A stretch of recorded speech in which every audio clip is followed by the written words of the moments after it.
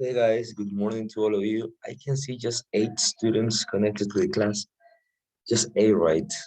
But I think it's normal because of the weather. I don't know exactly if in some part of our country um, there are some difficulties to access to the internet, right, or to get access to the internet. But we're gonna be starting right now with our class. I hope you're okay, right? And I hope you're having a great week until today. Well, today's class is not gonna be difficult.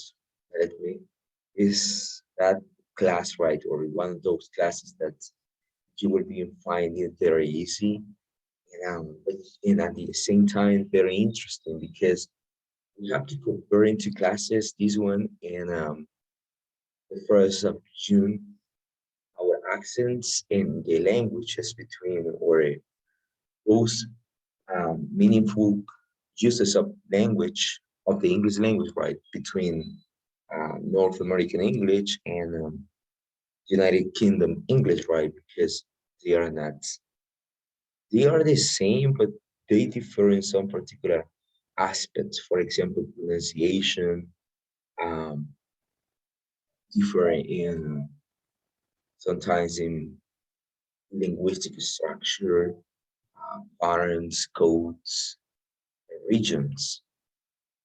We have to start working on it and talking about that.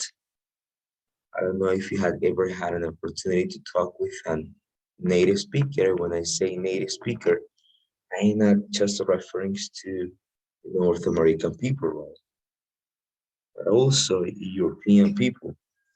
If you had that experience in your life, maybe you are understanding me more of this topic, right? Today's topic, because when you experience or when you speak right with a person from the from the language, which country you are learning.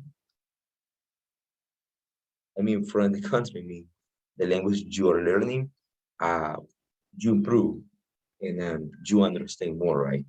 What is exactly happening? What is exactly the teacher is talking, or what is exactly um, the main idea, right? This. So if you haven't had that experience, well, don't worry, right? Because sooner or later you will be maybe having that experience. But it's important that you can understand this class, right? For cultural aspects, not for because you're gonna be taking the IELTS test, right? Because you're taking the tougher test. Because if you travel to Europe and if you are studying in Europe, in Spain, Italy, Germany, or any other country right there, if you want to apply maybe for a scholarship or uh, for a master degree or for a PhD degree, maybe you must be taking the IELTS test because universities in Europe or in Canada requires the IELTS test to students when they want to apply for a better positions or for a specific scholastic course. So student must take that exam, and that exam is based on United Kingdom or British, the most common one, English. I know that you had heard about the British English. Maybe you say, I want to speak like a British person, or maybe, right? In my own opinion, I consider the British English um, very rude, but at the same time very interesting.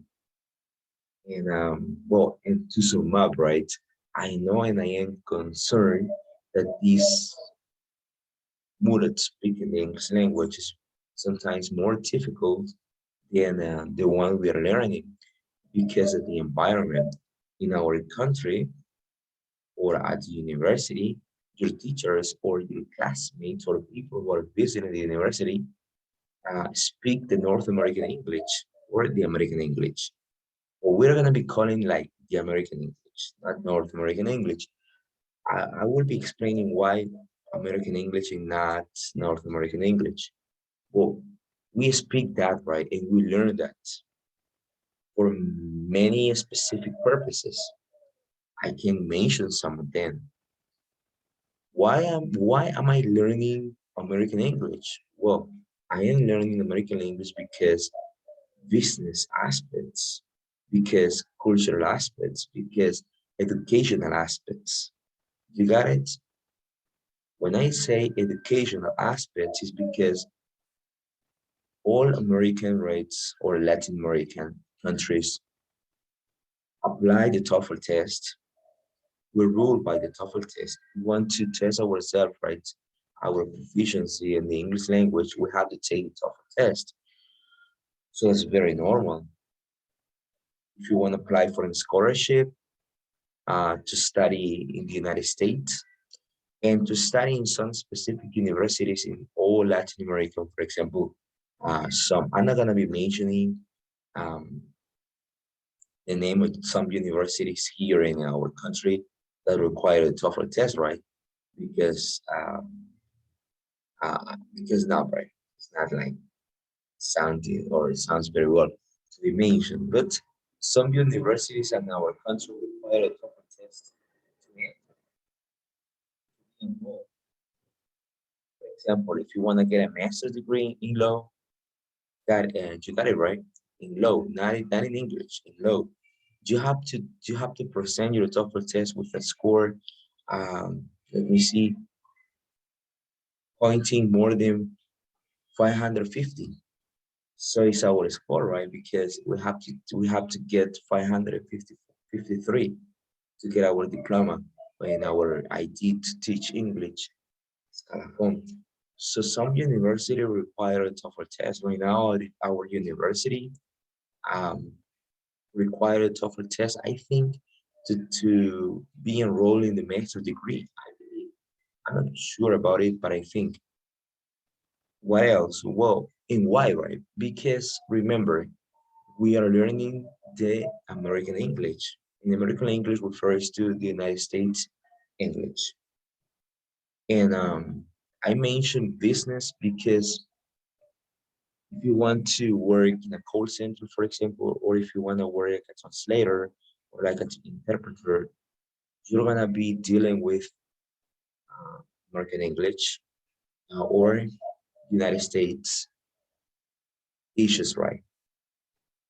For example, when people comes to me, right, to sort of like an interpreter and like a translator, or the last February, yeah, no, last January, I served like an interpreter for 4 hours, I remember. And the people I was like helping to translate the language were from the United States, from Texas and from Los Angeles. And I was like, okay, you want to start like an interpreter? Yes, I want to. And I am very accustomed, right? And I understand everything because I have been learning this language and I've been learning this kind of English. So for me, this English sounds very easy and not so complicated, right?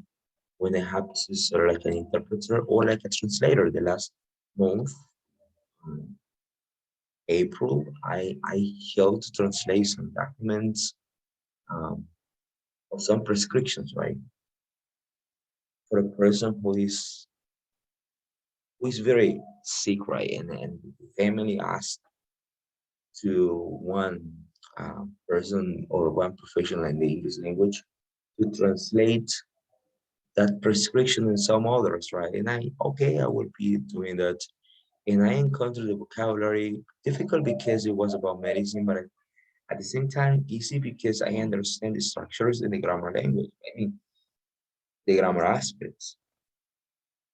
So that's what I say business because all of these countries, including our country, um, work with the same English language, the North American or the American. And I say American English because I reference to all of the countries from the United States until Argentina, right? So that's why I say American English because we are a whole continent. And but The thing is that the most powerful country is the United States. And you know, right? We cannot say, well, we are like the United States because we are not. And we are learning the English language because that means jobs. Many people start learning English because they want to improve, they want to get a better job, or they want to travel around the world, or they just want to move to the United States. That's normal. But what is the language we learn? Well, the United States language. And that's something that is very classic, right? But we have the opposite side, which is the British language or the United Kingdom language, because the United Kingdom means some countries together, like Wales, like England, like Scotland, like Ireland. So some of those, right? I mean, some countries like those speak the same kind of language, the British language, because it's very common, right, to say the British language, but it is the United Kingdom language because they spoke very similar. What they are having in different, well, some slangs, some regional words or lexical words specific for the area, but at the end they speak very similarly, like us, right? Maybe we speak very different than Colombian, for example, but we understand the Colombian people, right? I understand when I'm watching some series from Colombia, for example, I understand everything. And in some words that I cannot understand, I have to understand the context to understand the meaning. But I understand, right? So that is what is happening in the United Kingdom. They are some countries, but they understand together. And well, after this, let me see. Well, we are now 18, 19 students, 20 with me. Right? That's very nice. Thank you for coming to the class. I know that the weather is maybe provoking some problems or issues in some areas in our country, and that's why some students maybe are not enrolled into the class, right? The virtual class. And it is a pity if they are not here because they don't want, because we're going to be learning something very interesting today. Okay, our class not going to be so common because I'm not going to be talking to you or telling to you the difference between British uh, or me British language or American languages, the pronunciation. No, right? That's the basic part. Okay, the basic part. That's the basic one. Here you have the topic that says British accent and American accent. Okay, when you hear about accent, you know, right? How they speak. If you compare this to in our country, you can say, well, people who are living in San Miguel or these cities, right, like Sultan, San Miguel, La Union, um, this area, or people who are living in San Salvador, for example, or you compare San Salvador and San Miguel, you can say, well, we speak very different sometimes. People in San Miguel use a lot of um, the, the J, right? And people who are living in San Salvador use many times, right? Yes, that's normal. If you go to the history, you will be finding that this is because of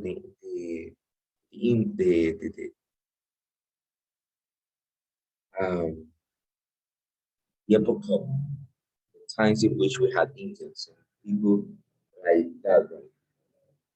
Sorry for the noise because today I am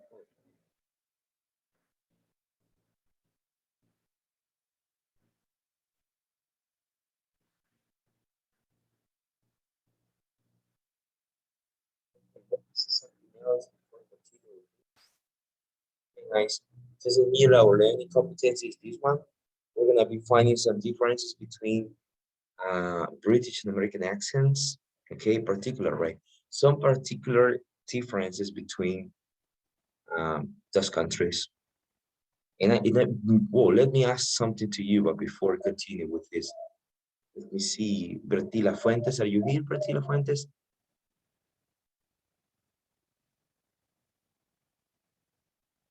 Okay, let me see someone else. You have to speak, right? You have to speak. Don't write. Okay, can you please speak? You have to speak. This is class for speaking, remember. Bertila, can you speak?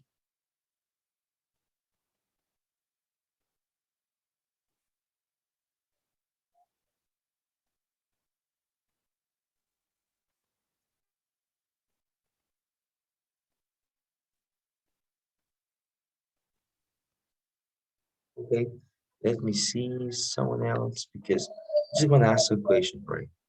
I will be playing some videos at the end of the class for you can understand more about this. Lelis Stella, are you here, Lelis Stella? Yes, Lelis Stella, what do you know about the British or the American English and the British English? the accents are obviously different. Some parts of the American accents still have like a little bit of British in them, but still there are like a big mix of other things too. Okay, so thank you for that explanation, right? That's true. That's accurate because you explained very well that well, one of the different is the accent, right? Because if you visit the United States, you will be maybe getting familiar with the language because you have been learning this language and the move, right? The pronunciation, and let me see what else, the grammar, syntax, right? Or the kind of branches of linguistics. How do you learn it? Is like the way in which the United States explain it. So we are like just trying to learn the United States language. But what about if you travel to England? Well, maybe at the beginning you will be finding very like confused with some words, with some accents, how the people speak, or how the people use the grammar, right? Or some words. You will be maybe getting lost at the beginning. But in some weeks or in the next couple of months, maybe you will be like finding yourself very accustomed, right? That's normal. There is a big error spoken by many English teachers or spoken by many bilingual people. That is, what is the difference between the United States English and the British English? They say the pronunciation. They think that that's because they speak like brother or a mother. Um, that's the difference, right? And you are pronouncing like brother or mother. No, this is not different only. I know it's one part of the differences, but at the same time, it's not like the main one. Maybe this is the most noticeable one because you notice at once when you're speaking or when you're watching a movie. Oh, you notice, right? Oh, that's British English because of this.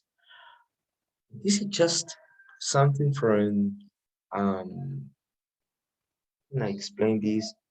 This is not like the main point. This is just a detail because the main point refers to many lexical things, right? Including the grammar part. Because in the North American English, you will pronounce it like the team is working, but in the British English, you must be pronouncing like or maybe writing right or saying like the team are working because the collective noun are acceptable both in different situations. In North American English, the collective nouns are singular, but in the British English, the collective nouns are plurals. Interesting, right? I find interesting this language. But if you ask me, do you like the British English? I will be telling to you, I like it, but I think that I'm not gonna be able to learn it in my life. Or maybe right if I move to England. But in our country, it's very, very difficult. If you try to imitate the British English, right? Try to be very secure, right? And careful of your pronunciation and your structures. Because if you are not, maybe you will be becoming into a clumsy person, right? And people will be laughing about you. People will be pointing you, right? This is how we are. When someone is trying to speak like a British English, because I had some classmate, I don't know you, right? If you had some classmates that they are always trying to imitate the British English. I had one classmate in my generation. I remember that he was always trying to imitate the British English, and we were always laughing about this person. I know you can say, well, you were very rude. You were very mean. I know, I know. Maybe we were not so major in those times, right? But we say, no, man, you can't. And we are not trying to stop you, right, to learn how to pronounce the British English. But listen, British English is not only about pronunciation. You are trying to pronounce everything like mother, like, I mean mother. You're trying to pronounce everything like water. No, no, no. That's not the British English. I don't know if you're understanding me, right? But there are many people who believe this. Are you understanding everything? Are you following the class, guys? Well, can you say something? Maybe you can participate, or you can just say, yes, I understand. Yes. Okay, thank you. Here you have some concept. Maybe we're not gonna be reading everything, right? Because it's tedious and you having it to you, right? The varieties of English most widely found in print and taught around the world are British and American. That's true, right?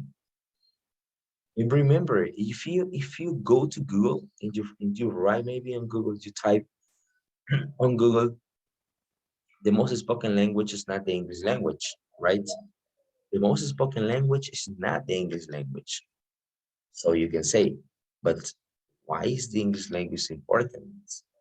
Or what is the influence of the English language in the world? It's easy. It's business. Got it? What is the influence of the English language around the world? Ah, it's because of trading. It's because business. It's because many people try to make business around the world, including you, right? For example, if you want to um, resell clothes from the United States or from China. I don't know if you are that kind of person, but right, who are always selling things online. I don't know if you have an online store.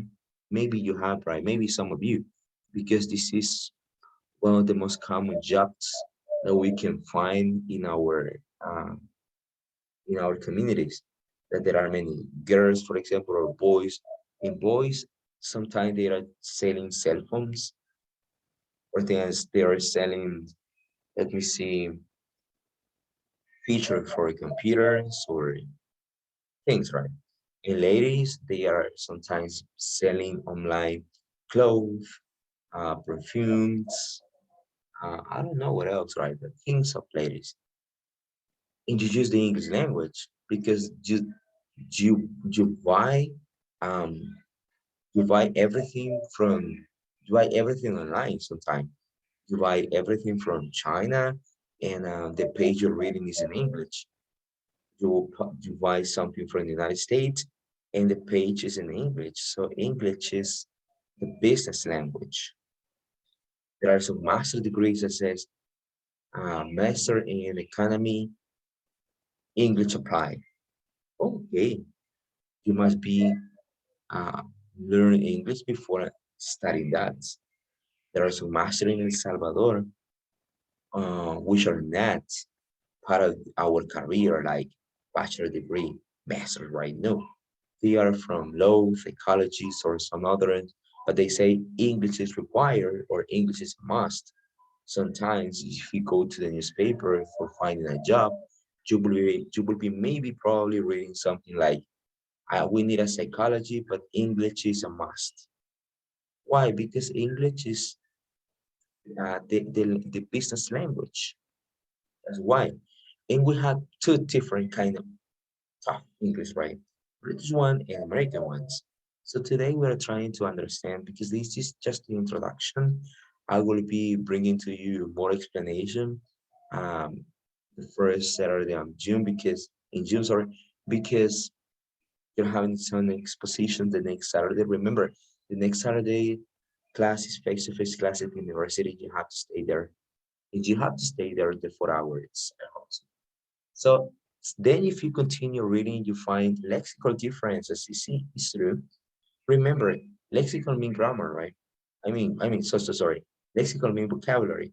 Some vocabulary is different, yes. If you go to United States, or maybe you have learned that apartamentos are said like apartments, right? In the United States. But in England, it's different. If you want to refer to that kind of um, shelter, right? I mean, if you want to say departments, sorry, apartment, sorry. If you want to say apartment in England, you have to say like flat. It's different, okay? It's not the same. That's why it says in here, lexical. On lexical as well, because we have changed some words like color, theater, we have just deleted one letter and that's it. That's happened because of Western. I don't know if I've ever had that dictionary with you. Have you ever had that dictionary from Webster Dictionary? No? ¿Ya han tenido un diccionario de Webster? No. No, ok. Quizás ahora ya no, nadie compra diccionario por la cuestión de los teléfonos, pero hay un diccionario que se llama Webster. Webster se refiere a la persona en Estados Unidos. No recuerdo muy bien si fue en el siglo XVIII o el siglo XIX. Tuvo que haber sido en el XIX, XX. Sí, por la guerra civil, sí, XIX. A él se buscó como lingüista del entonces para que pudiera darle un sentido diferente al idioma inglés en los Estados Unidos. Recuerden que Estados Unidos fue conquistado por Inglaterra. Y por eso que en 1600, si ustedes estudian la historia, por 1600 llegan, 1610 para ser exactos, llegan los peregrinos a Estados Unidos y la influencia del idioma inglés recae en ese entonces en los Estados Unidos. Tenemos la conquista por medio de los peregrinos que eran personas cristianas que llegaron al continente en busca de refugio porque venían huyendo de la persecución que en ese entonces se estaba dando por los países europeos.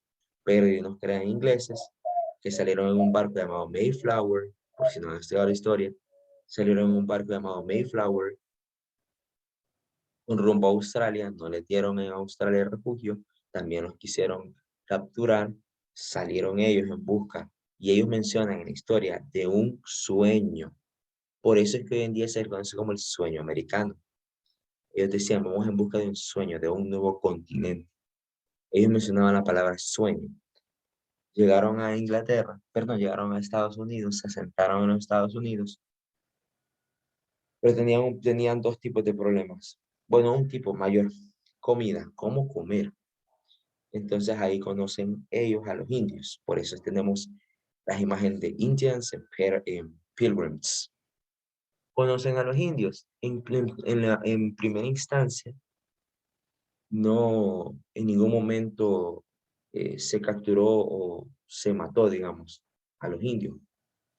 Ellos querían asentarse nada más. Y los indios les enseñaron a cazar y los peregrinos les enseñaron su idioma y ahí es donde entra el inglés. Les enseñaron su idioma, les enseñaron sus costumbres, les enseñaron su religión. Y ahí entra por primera vez, digamos, el cristianismo. Sigue la historia y los ingleses se dan cuenta de esto. Comienzan a conquistar la nación de Estados Unidos, ¿verdad? Como la conocemos hoy. Y ahí sí se da eh, genocidio, digamos. Ahí sí hubo mucha muerte, ahí sí comenzaron los ingleses a atacar cuando ya ellos descubrieron el nuevo continente, la lucha por el Canadá, por eso Canadá que se peleó entre Francia, por eso en Canadá, en Montreal, que se habla más que todo francés, que esté Vancouver, es un lugar multicultural, que está Quebec, que solo hablan el idioma francés, porque hay una lucha, ¿verdad? Bueno, hoy en día ya, no, ya están como de acuerdo. Francés e inglés idiomas oficiales, el inglés por la corona británica y el francés por la influencia de Francia. Y Estados Unidos siguió su rumbo y se encontró en una guerra civil. Ahí aparecen eh, los famosos presidentes, ¿verdad? Aquel entonces como me escapaba ese presidente, créanme. Pero comienza la lucha y lo leíamos así como meses, creo, en un reading de TOEFL. Esa guerra civil que se dio en los Estados Unidos, y cuando Estados Unidos sale victorioso, ¿verdad? En la guerra civil que hubo, es donde se contrata a Webster. Por eso les digo, si alguna vez han tenido un diccionario Webster. Webster fue encargado de cambiar léxico, que significa vocabulario. Él fue el que cambió la palabra color. Si ustedes buscan la palabra color en Inglaterra, ustedes van a encontrar una letra agregada. No agregada, ¿verdad? Sino esa es la verdadera. Por eso dicen, no, es que el verdadero inglés es de Inglaterra. Es porque hubo una modificación por ciertos lingüistas como Webster. Color, correcto. Si ustedes ven en el idioma inglés, pero de Estados Unidos, van a encontrar que ya no está la U. Entonces, eso es léxico. I know, bueno, yo sé que se lo dije de manera bien rápida, ¿verdad? Pero espero, como dicen en el buen sentido salvadoreño, picarlos y que ustedes indaguen más, ¿verdad? Porque eso se trata nuestra carrera, de leer bastante historia. Oh, I like history. I like it. I like literature. I love literature. I love history, believe me. I like it not because I want to stay like speaking about this all the time, no, but because when I am having a topic like this, I know when we say lexical differences, I can travel in history. That's why I like it. I love it. Then you had grammar and phonological differences. Well, phonological differences, you know, right? The accents quickly. But grammar was different between grammar from the United States and from England. Hay mucha diferencia entre las estructuras gramaticales de Estados Unidos e Inglaterra. No siguen los mismos patrones. No son los mismos patrones estructurales. Hay cierta, bueno, no en todo, hay ciertas cosas que difieren. Y es por eso, se lo voy a explicar. That's why that we are having the TOEFL test and the IELTS test. If you want to, for example, study in Europe, you have to pass the IELTS test. And you have to memorize the grammatical uh, structures, features, and things from the United Kingdom. But if you want to study in the United States, you have to pass the TOEFL. Or if you want to work in Latin America, you have to pass the TOEFL test. Different, right? Very different. Por eso es que en España, no sé si ustedes alguna vez han visto reportajes, por ejemplo, de noticias en España. Ellos son bien particulares para mencionar cuando les aparece una palabra en inglés. Por ejemplo, miren, de eso se trata la diferencia, ¿verdad? Para que la vayan entendiendo. No solamente es la forma de pronunciarse, sino cómo lo vemos por país. En España, una persona si está hablando en público o prensa o lo que sea, y le aparece la palabra Wi-Fi, él dice Wi-Fi. Y ya, listo, no hay problema. Pero acá nosotros decimos Wi-Fi, porque si yo les aseguro que alguien dice Wi-Fi, le van a hacer burla. Entonces ahí también recae la diferencia, que cómo ven el inglés ellos allá y cómo lo vemos nosotros aquí, ¿verdad? Una gran diferencia. One particular contribution toward formalizing these differences came from Webster, ya sabíamos esto. Ok, sí, fue el siglo que les dije. No, fue uno antes, me equivoqué entonces.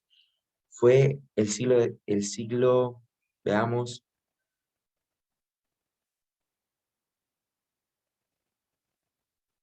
sí, no, sí fue ese, 19. Sí, 19. Estamos bien, fue el siglo XIX. Who wrote the first American dictionary with the intention of showing that people in the United States spoke a different dialect from Britain. Si se fijan, aquí se aparece Webster, quien no solamente es por el diccionario, sino porque transformó la lengua, cambió, dijo, no, no, no. Bueno, apoyado por los políticos del entonces, no crean que todo pasa porque yo me quiero inventar algo y como que yo quiera reformar el Código Civil. ¿Cómo, verdad? Menos que me apoye el político actual, la Asamblea Legislativa. No crean que solo fue porque I want to publish dictionary and this is the new dictionary. People speak like this. No, right? No. There are many people behind it. But the main idea is that Webster changed everything, changed the language, until the ones known right now. You said we have we are in the United States. We're not in England. I like that. I like it very well because if you notice, they show they desire, right? They deserve respect. That's why if you watch some sitcoms on the TV, right? For example, I don't know if you ever watched this, but there are many sitcoms that are always laughing about the British accents or in the British language instead. No sé si ustedes han visto a veces los sitcoms, que son las como series cómicas o quizás caricaturas que le hacen burla al inglés británico. Y es por esto, porque se pelearon el respeto, el honor, aún en la lingüística, no solamente en la guerra civil. Okay, I hope you are learning something new today, right? I hope so. What do we mean by American English and British English? Well, let me see. American English, right? Is this is the forms of English used in the United States includes all the English dialects used within the United States of America.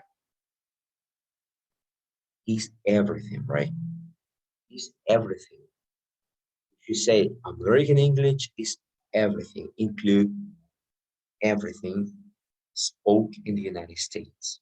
Remember, there are 52 states in the United States, and every state has their own particular or features, right? The particular way of speaking. Like in our country, I know I am from Huguapa, and sometimes when I am speaking with a person from, and I am not criticizing someone, right? I want to be sure about this.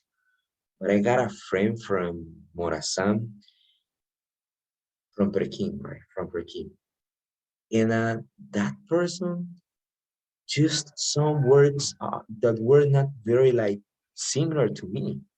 And I was like, what is that? This is this. And why you use it? Because we use it in Pekin. For real, yes. Wow. So here, right in our country, we use some slangs or some particular phrases or idiomatic expressions that are not so common in all the places. So you can mention some. ¿Podrían mencionar algunas palabras ustedes que se utilicen en ciertas partes del país y en otras no? Por ejemplo, baila, huacal. A la charamusca, le decimos nosotros aquí en San Salvador es topoguillo, si no mal recuerdo. Esa es nueva para mí. Solo charamusca le decía. Ok, nice, excellent, very good. Bueno, ahí he aprendido algo nuevo, algo nuevo.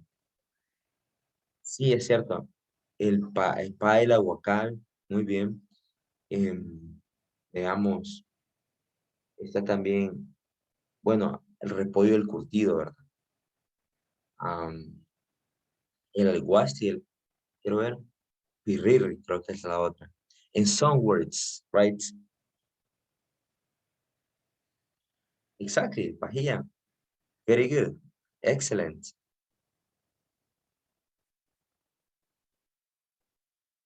That's true. So you can see that in this small country, you find many words or different kind of phrases or idiomatic expressions, right? And you say, whoa, here in San Salvador, we say this, but here in San Miguel, we call it like this. And we had this continually fighting, right, between people from San Miguel and people from San Salvador, and sometimes we laugh about it and we make some chops our way of speaking or way of using the words.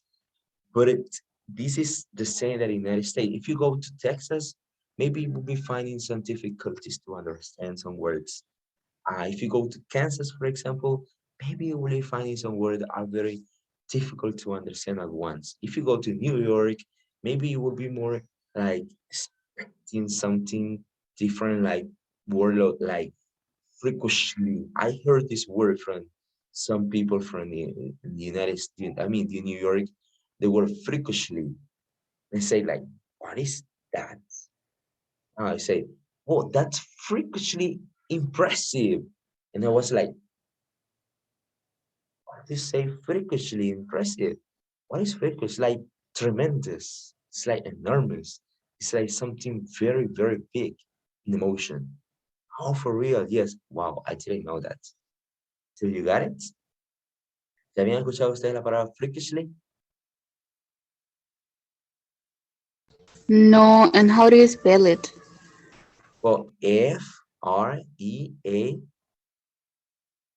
no, F-R-E-K-E-A-S-L-Y, freakishly. It's like tremendamente emocionado algo. It's como cray. Cray is like crazy. Pro, like British is like problem. And some others, right? En Estados Unidos existe esto. No solamente en El Salvador, que en Estados Unidos existe esto que por regiones vamos a encontrar que el idioma varía un poco en algunas pronunciaciones o frases. Normal, no normal, ¿verdad? So now you have this one, the British. British also has a reasonable degree of uniformity in its formal written form. Bueno, una diferencia. Acá, en el inglés americano, como tenemos acá, por ejemplo, la gramática, decimos, vamos a ver, the team, ¿verdad? El equipo. The team is playing. Pero acá decimos, the team are playing. Y así es porque así lo dejaron ellos. Yes. Yes, Eileen. Okay, then you have areas of differences between to include pronunciation, grammar, vocabulary, spelling, punctuation, idioms, formatting, updates, numbers. Recuerden que las fechas en Estados Unidos se escriben de una forma y en Inglaterra es literal. Okay, grammar differences. Let me see the hour because I wanna play some videos for you. This class is for 2 days, right? I mean, for 2 Saturdays. Don't worry about this. Le voy a poner unos videos. Vamos a poner el primero. Esta semana lo estaba escuchando y dije, bueno, se lo voy a poner a ellos. Espero que me pueden decir si pueden ver, sí, ¿verdad? Can you see? Yes? Yes. Nice. Excellent. I will be like showing to you these videos. I like it. And I will be asking you, right, to speak. We're going to be trying this one as a formative assessment. Let me see this one. I will be starting with this one because maybe this is the most complicated ones to learn or to understand. Vamos a tratar de entender el inglés británico. Vamos a ver qué tal nos va. Con el inglés británico, el video se llama For You. ¿Pueden verlo? ¿Lo escuchan? Very good. So I will play it right now. So please pay attention, right? Vamos a ver si lo entendemos a la primera cosa que diga. Vamos a ver. 1, 2, 3.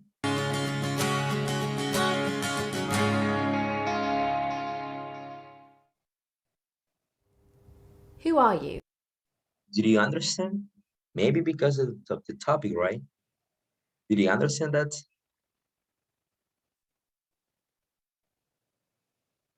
What did you say? Let me see. Guadalupe Antonio. You're here, Guadalupe Antonio? Yes, but I don't understand. Okay, once again. Pay attention, sir. Once It again. sounds like an easy question, doesn't it? Let me see. Here are you? No, she didn't say that. Okay, once again. 1, 2, 3. Who are you? Now you understood? Who are you? Exactly. Who are you? Who are you? ¿Le encontraron difícil a la primera? Yes, a little bit. Yes, right, a little bit. Not because you didn't know about the grammatical structure, but because of the accent. Si se dan cuenta, quizás no entendía eso, pero sí está fácil. Si solo dijo, who are you? Claro, No estamos acostumbrados a otro inglés. Es normal. Sí, es normal. Sí. Who are you? Hay muchas frases que se quedan. ¿Qué? Oh, the last, let me see. Oh, 2019. Yes, in 2019, in the place I work, right, in school, we got a visitor from Canada. That man spoke British language.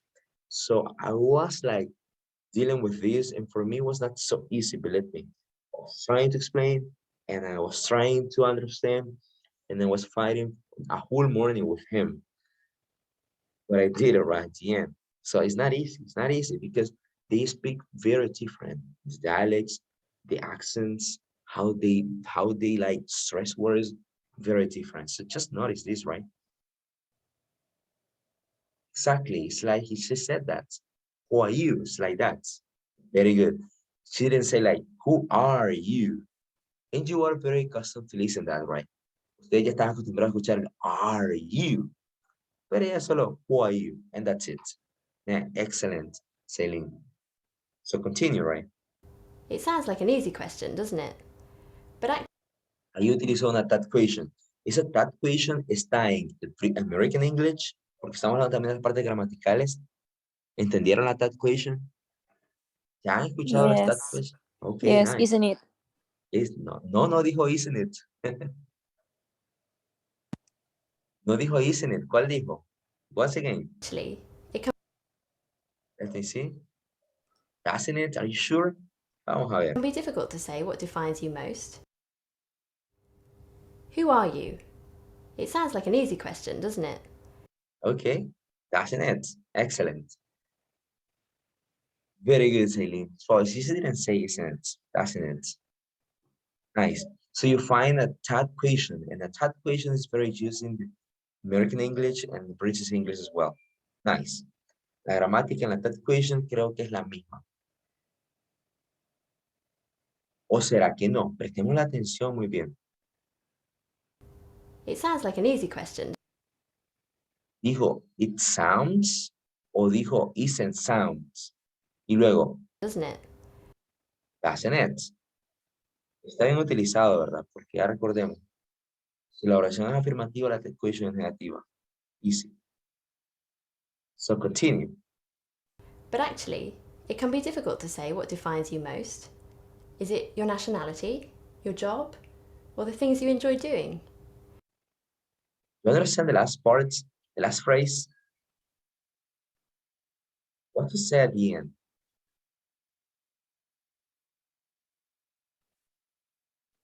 What about if she speak for the TOEFL test?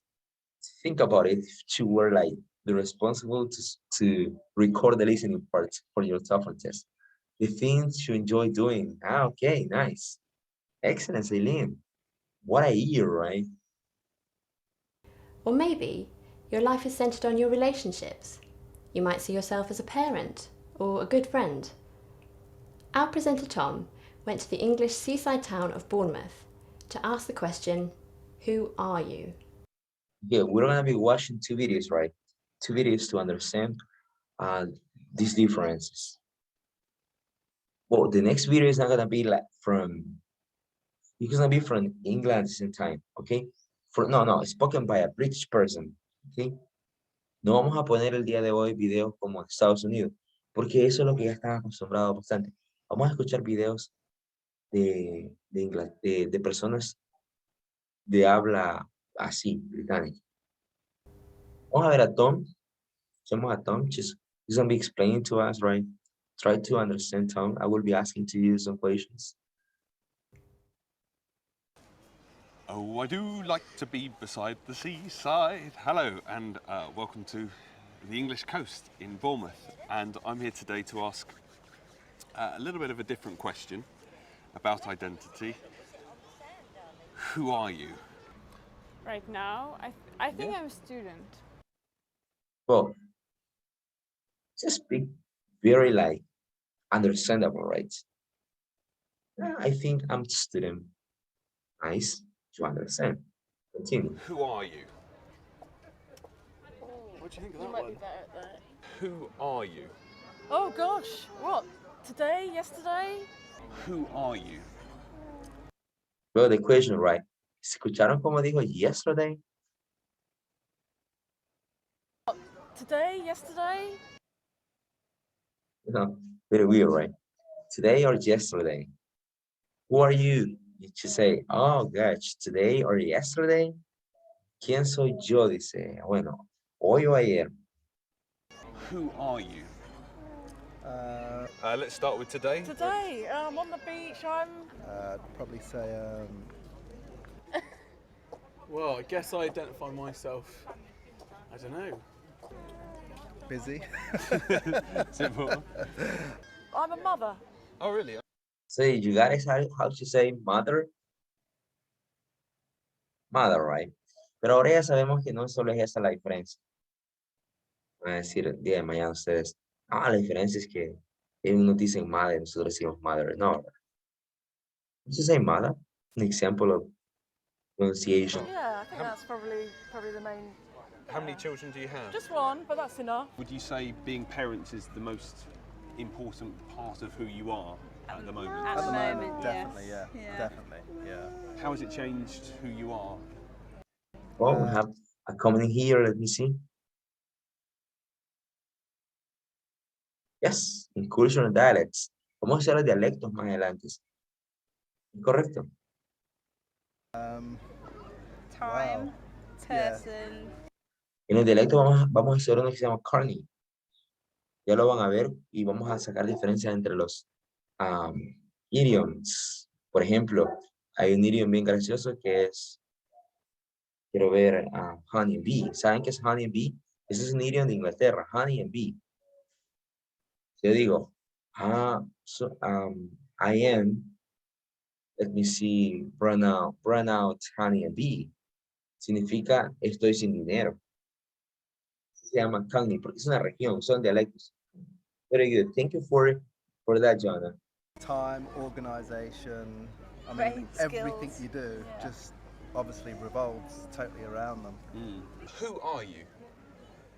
Well, we're just ordinary sort of people, you know. Who are you?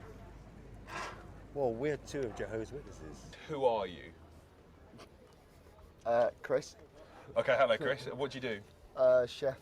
And that's important to who you are. It really is, yeah. What do you think is the most important part of your life? My relationship.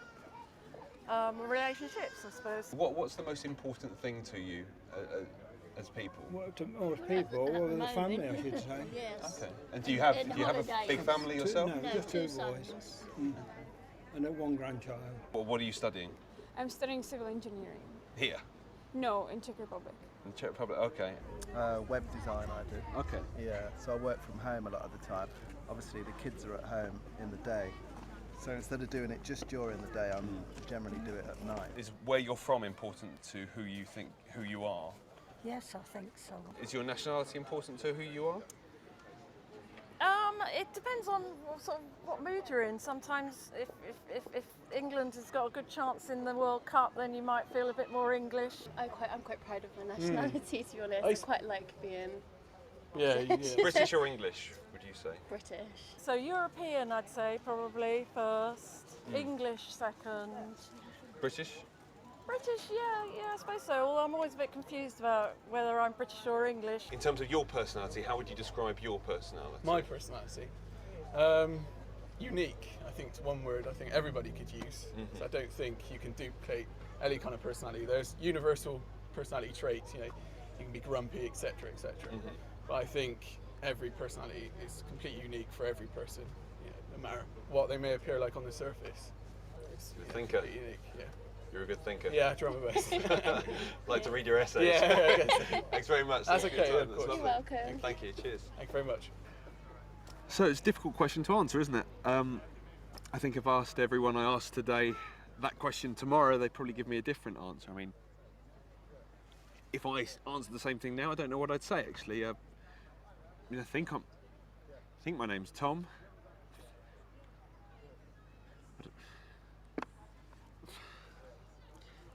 I'm very confused. Who am I? Okay, nice. I don't know if you like the video. I like it very much because he said, oh, he asked the question, who are you, right? That just think about yourself. If you have to answer, who are you? Oh, you must be probably having some problems to say it right because it's not so easy to talk about ourselves. It's easier to talk about people, but not talk about yourself. You say five positive word about you, oh, you will probably having some problems to say five positive words about you. And this is not because we don't know ourselves. It is because we start thinking about that people will be maybe criticizing that if I say I am like this or I am like that, so people will, oh, you are not that, or you. So we start thinking about those situations. But I like the video so much, right? So now we have to move to our PPTs in this moment. So here you have it. Okay, once again. Places here in British English and American English, the grammar. So just some ideas about this. And it says in here, simple past tense for present perfect. Speakers of American English generally choose the present perfect tense. Listen, American English, right? Having has plus past participle far less than speakers of British English. In spoken American English, it is very common to use the simple past tense as an alternative in situations where the present perfect, which usually have been used in British English. So here you have some examples. British English, I have lost my keys. Can you help me look for it? Incorrect in British English. It says in here, I lost my keys. Can you help me look for it? Accepted in American English. So what is this example? These two examples are these two examples saying to you that if you notice, um, in the United States, they just say I lost, right? And they use the simple past. And the British English says, well, we have to use more this structure than that because they are more polite. Nice. Si se han dado cuenta, los británicos para hablar son como bien refinados, digamos. No sé si alguna vez se han puesto a ver alguna serie de Inglaterra o alguna película de Inglaterra, o quizás alguna persona que salga en alguna película que a usted le guste, se da cuenta que hablan un poquito más refinado. Have you finished your work? Did you finish your work? I already seen that film. I already saw that film. I just had lunch. I just had lunch. Usted se puede pensar, ¿cuál es la diferencia, verdad? Vamos a ver cuál es la diferencia. Vamos a preguntarles de estos tiempos gramaticales. A ver, teachers.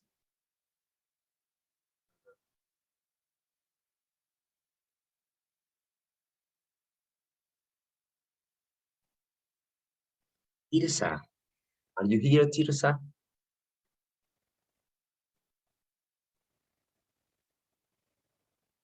No, Tirsa is not here today. Let me see another person. What about Josué Velázquez? Are you here, Josué Velázquez?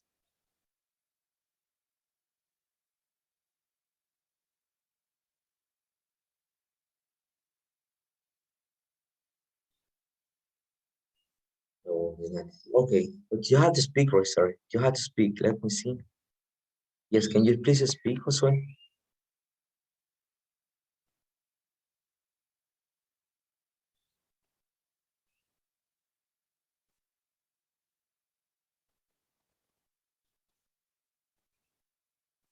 No, no, no, I can't. I can listen to you. Okay, another person because of the time. Let me see.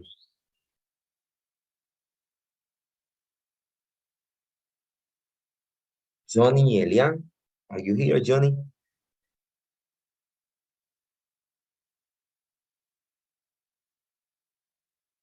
Well, boys don't want to speak, right? Today, boys don't want to speak. What about you, Raquel? Are you here?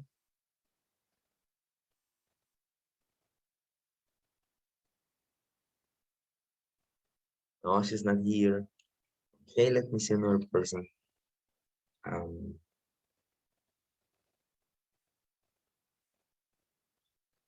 well, no one to speak, right? This is not a difficult question. What about you, Heidi or Cheryl?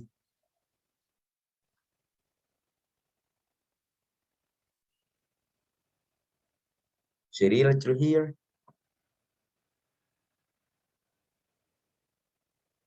No one to speak? No, you don't need to write, right? You have to speak. Okay. Let me see. Well, nobody wants to speak. The question is what is different between simple past and present perfect. That's it. It's not a difficult question. Sisi, Marina, Claribel, are you here? Yes. Okay, what is different between simple past and present perfect?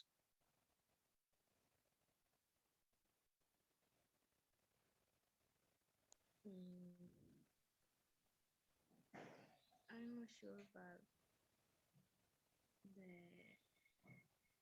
have. Okay, so it's easy. The difference between simple past is that an action, right? In simple past, occur in the past and stay in the past. And that's it, right? And the present perfect is an action that occurred in the past, but it's still like showing some action in the moment. And that's it. You see? That's the difference between simple past and simple and present perfect. And the British says no. You have to use this structure because this is an action that occurred in the past, but it's still now. But the more American English says, nah, don't worry about it. It's an action that occurred in the past and that's it. Differences, right? So another examples are these ones. Jenny feels ill. She's sitting too much. Jenny feels ill. She ate too much. See, you find some more examples, right? I can't find my keys. Have you seen them anywhere? I can't find my keys. Did you see them anywhere? But remember, in the American English, they accept both, right? They accept both in that situation. That's it. Because like they see maybe the life very different, right? They say, don't worry about it. Don't worry. And here you have some other examples. Another important thing is the forget. He has gotten much better at playing tennis, and he has got much better at playing tennis. If you hear notice that getting is both used, right? Get or getting. British prefer to use get instead of getting. Maybe if you go to England, if you say getting, they will be confused. Or they will be understand and they will be like understanding where you're coming. Have you get or do you have? Like brothers and sisters.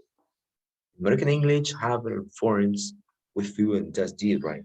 Are the usual way to show possession, etc.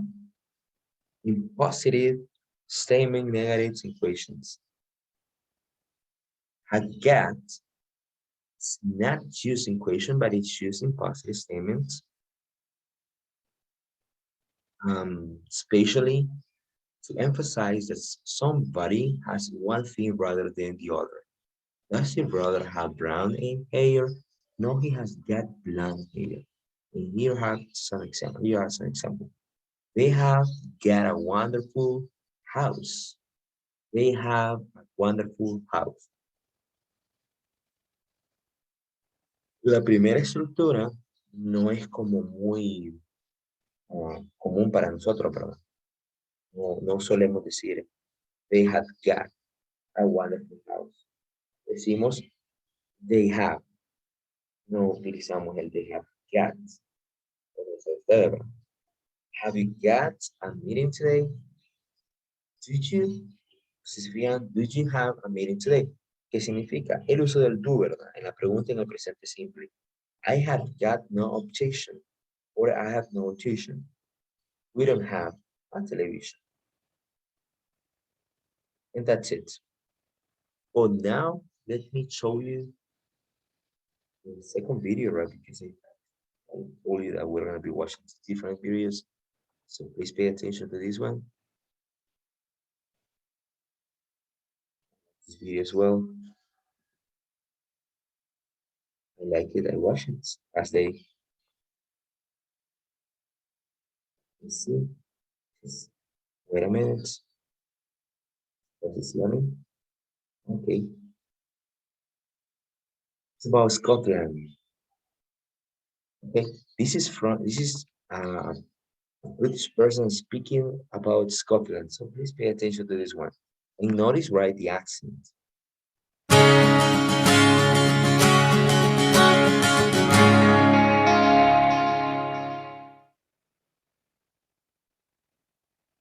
There is an old Scottish saying. Oh, at the end, right? At the end of the video, I will be asking to you, what did you learn about the video? Okay. That goes, good things come in small packages. And Scotland, with a population of just over 5 million, really is a small but impressive place. The name Scotland comes from the ancient Romans, who used the name Scoti to refer to the people in the north of Great Britain and in Ireland. The other common name for Scotland, Caledonia, comes from one of the Celtic languages and probably means hard, tough people. And the Scots have a reputation for being tough. Indeed, the Roman Emperor Hadrian built a wall near where the English-Scottish border is today to help control these tough northern tribes and also to mark the northernmost part of the Roman Empire. Hadrian's Wall, as it is called, still stands today. Scottish history after that often appears as one of nearly constant war with England, as shown in films like Braveheart. And there were also fights between family groups, or clans, that are still remembered by Scots today. And family history is still important. Many Scots know what clan they belong to, and each of these clans has its own particular pattern, or tartan. A Scotsman wears his tartan on his kilt, a kind of skirt for men.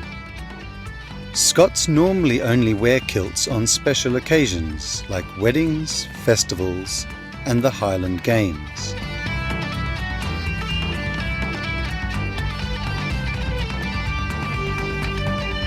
And when they're playing that famous Scottish musical instrument, the bagpipes. What influence has Scotland had on the rest of the world? Well, in the 18th century, the city of Glasgow was an important trading centre, and Scotland was at the heart of the Industrial Revolution, being leaders in shipping and engineering. And the country's writers have created some of the world's most famous fictitious characters. Dr. Jekyll and Mr. Hyde, Peter Pan, and Sherlock Holmes were all creations of Scottish writers. So what brings visitors to Scotland? One thing that attracts thousands of people every summer is Scotland's biggest festival. The Edinburgh Festival brings acts from all over the world and includes music, theatre and comedy. Loads of comedy.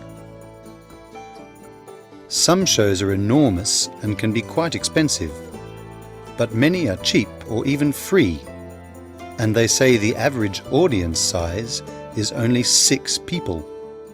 The other thing that attracts visitors is the amazing scenery. As well as some of the world's most beautiful castles, Scotland has some stunning mountains and lakes, one of which, Loch Ness, is supposed to contain a famous monster. And even if you don't see the monster, you can certainly see a range of strange animals. Scotland may be a small package, but it's got a lot going for it.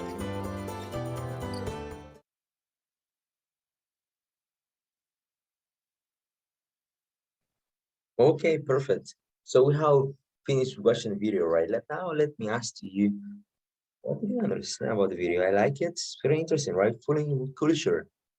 Let me see. Joanna, what did you understand about the video, Joanna? Hi.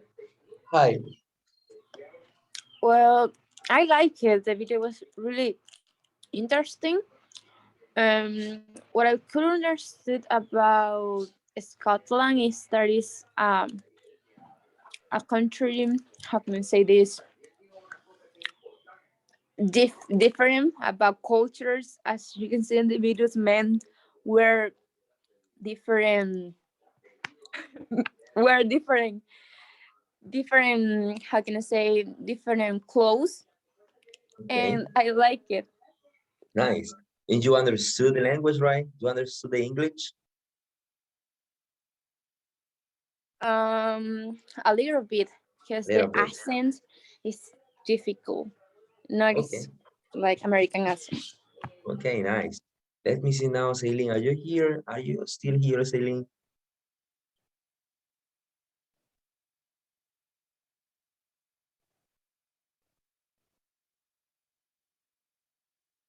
Oh, I guess she's not right.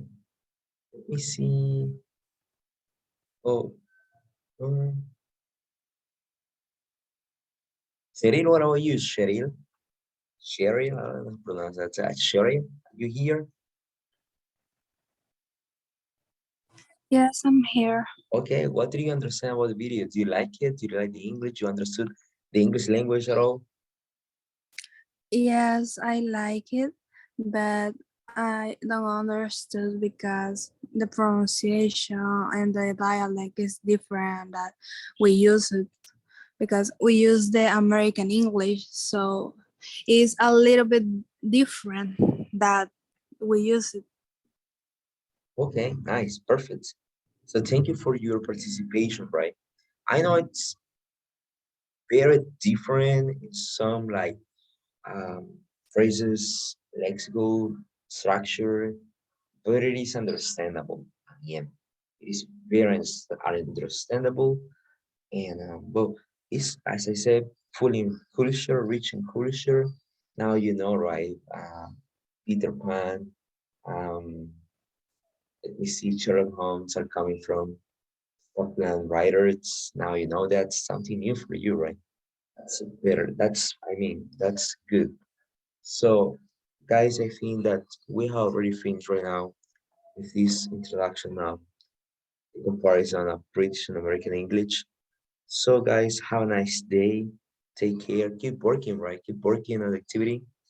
And God bless you and goodbye. Bye.